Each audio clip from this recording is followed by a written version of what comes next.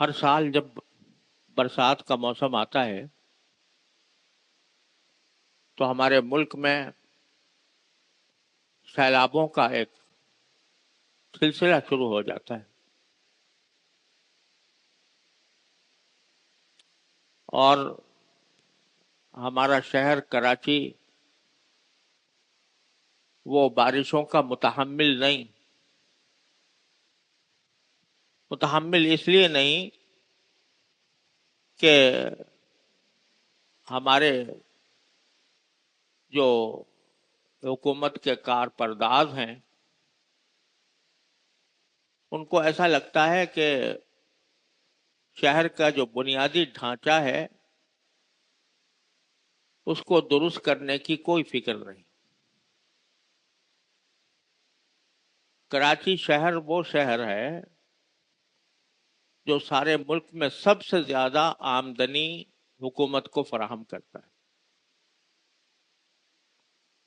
تقریباً 65%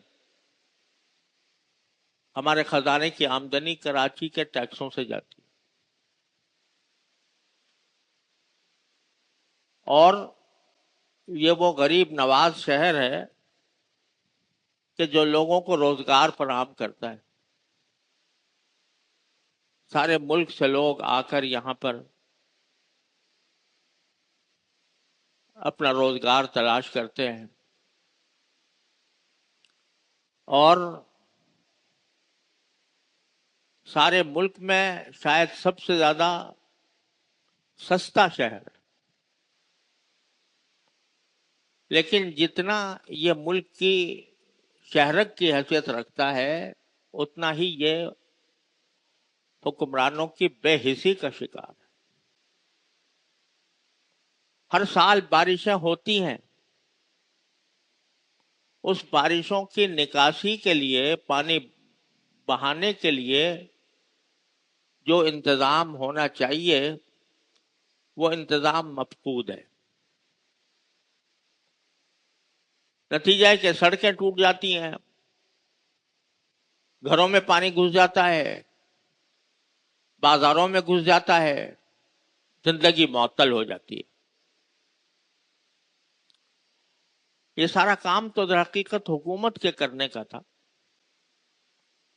کہ وہ کم از کم ایسی منصوبہ بندی کرے جس سے کے ذریعے پانی کی نکاسی کا مناسب انتظام ہو۔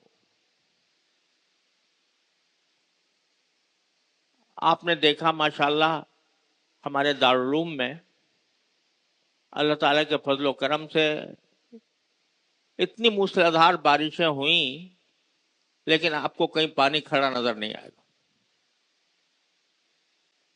یہ اللہ تعالیٰ ہمارے سابق صدر حضرت مولانا مفتی احمد رفیع عثمانی صاحب رحمۃ اللہ علیہ کی منصوبہ بندی اور ان کے محنت کا ثمرہ ہے کہ ہمیں الحمدللہ دارالعلوم میں جب بارشیں ہوتی ہیں تو پتہ بھی نہیں لگتا کہ کب بارش ہوئی تھی کب بند ہو گئی۔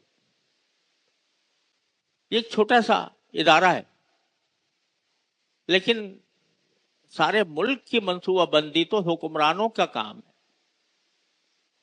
لیکن ایسا لگتا ہے کہ انہوں نے کوئی منصوبہ بندی نہیں کی، کوئی ایسا اب تک آج 70 سال سے زیادہ ہو گئے ہیں اور ابھی تک کراچی شہر کی منصوبہ بندی جس کے ذریعے پانی کے نکاسی کا انتظام ہو وہ مفقود ہے۔ اعلیٰ حکام یہ فرما رہے ہیں کہ کراچی کا جو شہر ہے وہ سمندر سے 12 فٹ اونچا ہے، لہذا سمندر میں پانی بجائے جانے کے واپس آ جاتا ہے۔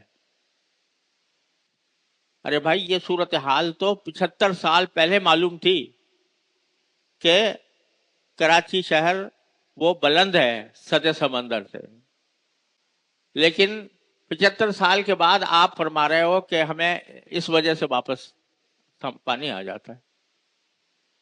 تو اللہ تبارک و تعالی ہمیں ایسے حکمران عطا فرمائے جو ذات حقیقت قوم کا درد سمجھتے ہو.